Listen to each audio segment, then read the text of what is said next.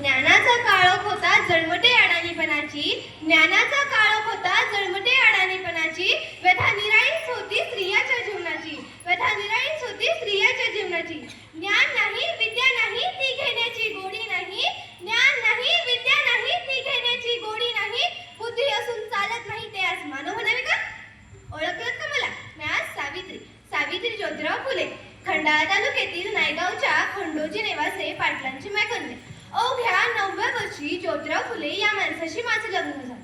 आणि हळूहळू मला कळायला लागलं की ज्या माणसाशी माझं लग्न झालंय तो काही साधा सुद्धा माणूस नाही, तर या जगाला ऊर्जा देणारा एक क्रांती सूर्यच आहे. त्या काळी बायांनी उंबरा वलांडायची पद्धत नव्हती. बाईच्या जातीनं कसं आपण बरं, आपलं घर बरं आणि घरातील माणसं. स्त्री पुरुष उच्च नीच असा लय भेदभाव होता. या सर्वांवर एकच उपाय, ती म्हणजे शिक्षण. शिक्षण हाच विचार ज्योतिरावांच्या मनात होता. एकदा ज्योतिराव शिक्षणाचा प्रसार करत असताना फराड नावाच्या ब्रिटिश मॅडम त्यांना म्हणाल्या, मिस्टर फुले, तुम्हाला शिक्षणाचा प्रसार करायचा आहे ना? So educate the woman first, because if a woman educated the whole house will be educated. पण तुम्ही माणसं वुमनला घराच्या बाहेरच पडू देत नाही. So bad mister Phule. झालं. ते घरी आले की माझ्याकडे पाटील पेन्सिल घेऊन आणि मला म्हणाले, सावित्री, आजपासून मी तुला शिकवणार. झालं. आणि सुरू झाला माझा अभ्यास. काना, मात्रा, वेलांटी, आकार, उकार, बेकबे, बेदुनिचार, बेत्रिक 6 हा ज्यास. मी लिहायला शिकले, वाचायला शिकले आणि काव्यही रचू लागले. अशातच 1 जानेवारी 1848 आम्ही भिडेवाड्यात पहिली शाळा काढली. पण समाजाचं मात्र धर्म बुडाला म्हणून कोल्हेकोल सुरू होती.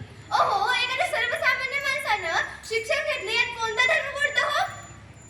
इतका तकला तो असू शकतो का हा धर्म? ओहो, माणसासाठी धर्म असतो का धर्मासाठी माणूस? शाळेत जाताना माझ्या अंगावर चिखल फेकला, मी सहन केलं. शेण फेकला, मी तरीही सहन केलं.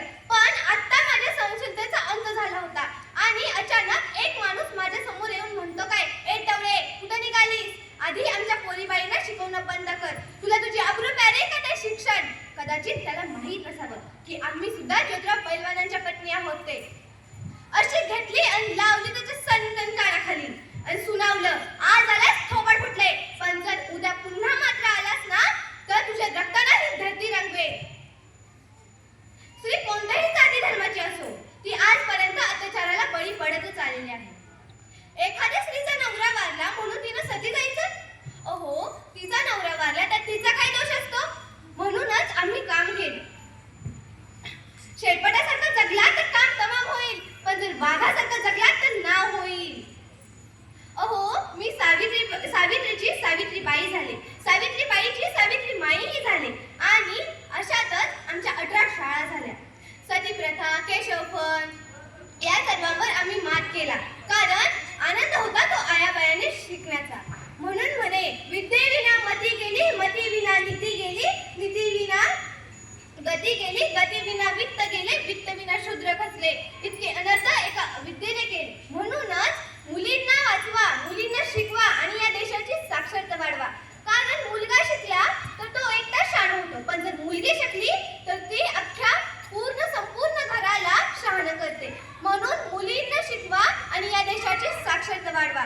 शेवटी एवढेच म्हणे, झेलल्या किती दगडविटा मिळण्या तुम्हा ज्ञान, झेलल्या किती दगडविटा मिळण्या तुम्हा ज्ञान,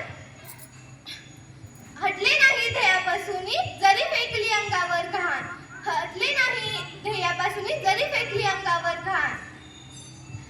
होय, मी सावित्रीबाई फुलेच बोलते. धन्यवाद.